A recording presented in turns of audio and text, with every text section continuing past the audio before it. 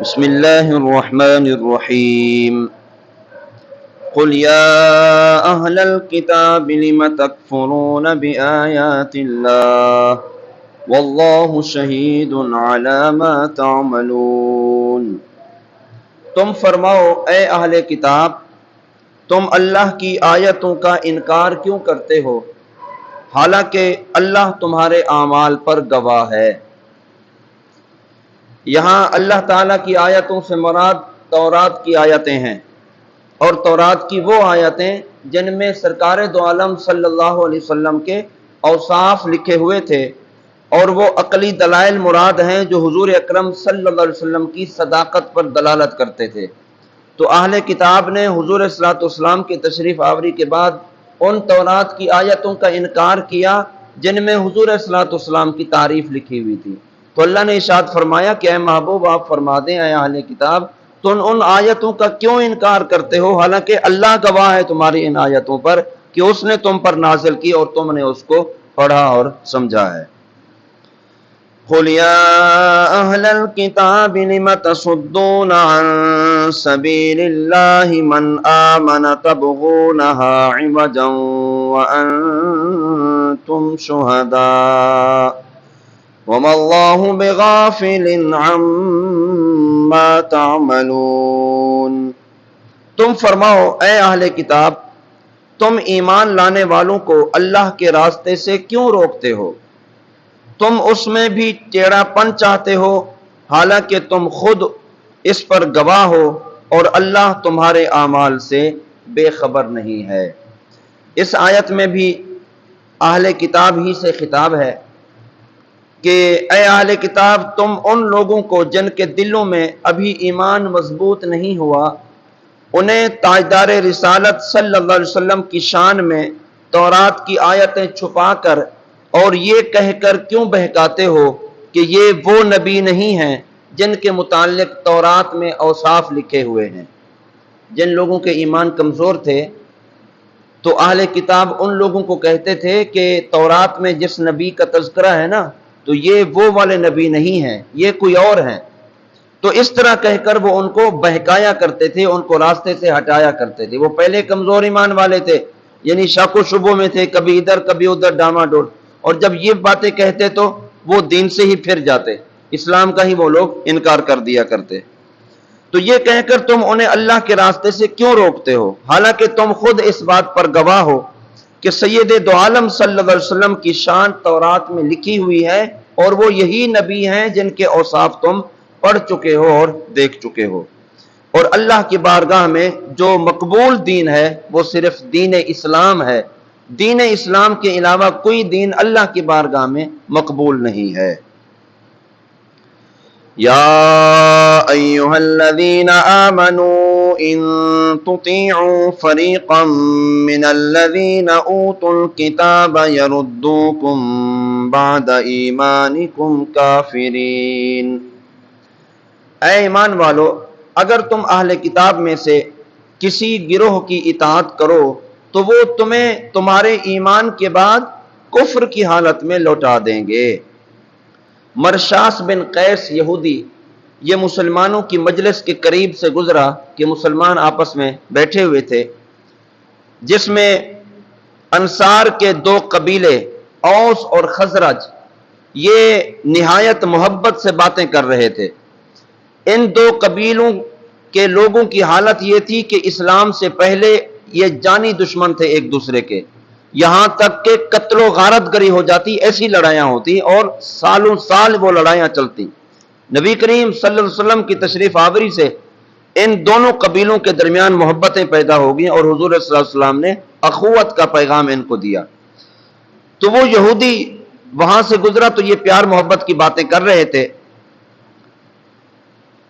تو اس نے ایک یہودی کو کہا کہ ایک نوجوان وہاں بیٹھا تھا، اس کو کہا کہ تم ایسا کرو، ان لوگوں کے درمیان ان کی پرانی جنگیں یاد دلا دو، جو آپس میں یہ لوگ لڑا کرتے تھے، جنگیں کیا کرتے تھے، تم جو ہے ان کو وہ پرانی باتیں یاد دلا دو۔ اب اس یہودی نے، اس نوجوان نے کیا کیا، ان لوگوں کے درمیان بیٹھ کر ان کی باتیں کاٹ کے پچھلی باتیں شروع کر دی، ان کی جنگ کی باتیں، ان کی لڑائی، ان کی جھگڑوں کی باتیں شروع کر دی۔ تو کیا ہوا؟ وہ پچھلی باتیں سنتے ہوئے اور کرتے ہوئے پھر آپس میں لڑ پڑے۔ تو اس نے ایسا ہی کیا اور کچھ قصیدے پڑھے جن میں ان کی گزشتہ جنگوں کا ذکر تھا، وہ جنگیں ان کو یاد آئیں اور وہ لڑ پڑے۔ قریب تھا کہ خون ریزی کا معاملہ ہو جاتا، یعنی لڑائی اتنی بڑھ جاتی، قریب تھا کہ یہ لوگ اب اٹھ پڑیں گے۔ کیا ہوا؟ سرکار دو عالم صلی اللہ علیہ وسلم فوراً موقع پر تشریف لائے ان لوگوں کے درمیان۔ حضور آئے تو فرمایا کہ کیا تم جاہلیت کی حرکتیں کرتے ہو؟ کیا تم پچھلی باتیں لے کر پھر لڑائی جھگڑا کرنا شروع کر دیتے ہو؟ حالانکہ میں تمہارے درمیان موجود ہوں۔ اور یہ سن کر انہوں نے اپنے ہتھیار پھینک دیے اور روتے ہوئے پھر ایک دوسرے سے گلے لگ گئے۔ اس پر موقع پر یہ آیت مبارکہ نازل ہوئی۔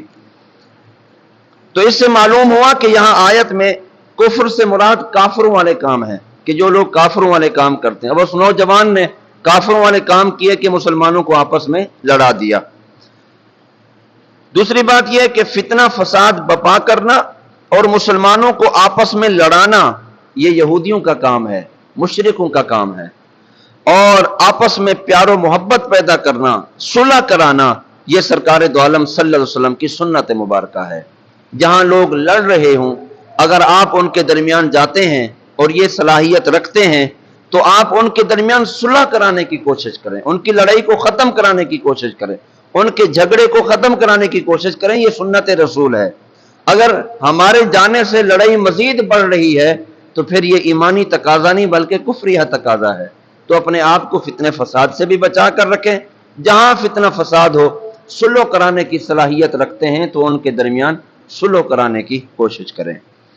وَكَيْفَ تَكْفُرُونَ وَأَنْتُمْ تُتْلَى عَلَيْكُمْ آيَاتُ اللَّهِ وَفِيكُمْ رَسُولُهُ وَمَنْ يَعْتَصِمْ بِاللَّهِ فَقَدْ هُدِيَ إِلَى صِرَاطٍ مُسْتَقِيمٍ۔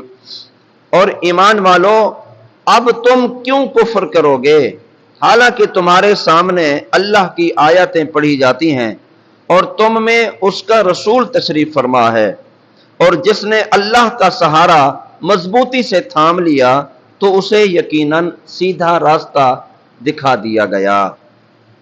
یہاں ابتداً صحابہ کرام رضوان اللہ تعالی علیہم اجمعین سے خطاب ہے کہ اے صحابہ کرام کی جماعت، تم کافروں کی طرح آپس میں کیسے لڑ سکتے ہو جبکہ تم حضور رحمت للعالمین صلی اللہ علیہ وسلم کی صحبت یافتہ ہو، تم تو حضور کی کچہری میں بیٹھنے والے ہو، تم بھلا آپس میں کیوں لڑو گے اور کیوں جھگڑا کرو گے؟ اور ان کی زبان مبارک سے تو تم ہر وقت قرآن ہی سنتے ہو، تو جس زبان سے قرآن نکلتا ہو اور جس مجلس میں بیٹھ کر تمہیں محبت کی باتیں ملتی ہوں، بھلا بتاؤ تم آپس میں لڑائی جھگڑا کیوں کرو گے؟ اس آیت میں عام مسلمانوں کو بھی اس اعتبار سے نصیحت ہے کہ ہمارے درمیان قرآن پاک موجود ہے، ہمارے درمیان حضور اکرم صلی اللہ علیہ وسلم کی تعلیمات موجود ہیں، تو پھر ہم آپس میں نفسانی لڑائیاں کس طرح کر سکتے ہیں؟ ہم آپس میں جھگڑے کس طرح کر سکتے ہیں؟ قرآن پاک موجود، نبی علیہ السلام کی تعلیمات موجود ہے، ہمارے لیے مکمل رہنمائی موجود ہے۔ آگے فرمایا وَمَن يَعْتَصِم بِاللَّهِ، جس نے اللہ کا سہارا تھاما، یعنی اس کے رسول اور اس کے دین کو مضبوطی سے تھام لیا اور زندگی کے جملہ امور میں اسی کی طرف رجوع کیا، تو اللہ کے کرم سے وہ ضرور ہدایت پا جائے گا۔ یعنی قرآن پاک ہدایت کا سرچشمہ ہے، نبی کریم صلی اللہ علیہ وسلم کی تعلیمات ہدایت کا سرچشمہ ہے، تو جس نے قرآن کو مضبوطی سے تھام لیا، سنت رسول کو اپنا لیا، وہ کبھی گمراہ نہیں ہوگا، یہ سیدھے راستے پر چلنے والا ہے اور یہی اس کا نجات کا راستہ ہوگا۔ تو اللہ تعالی ہم سب کو بھی قرآن پاک کے احکام پر، نبی کریم صلی اللہ علیہ وسلم کی تعلیمات پر کما حق ہو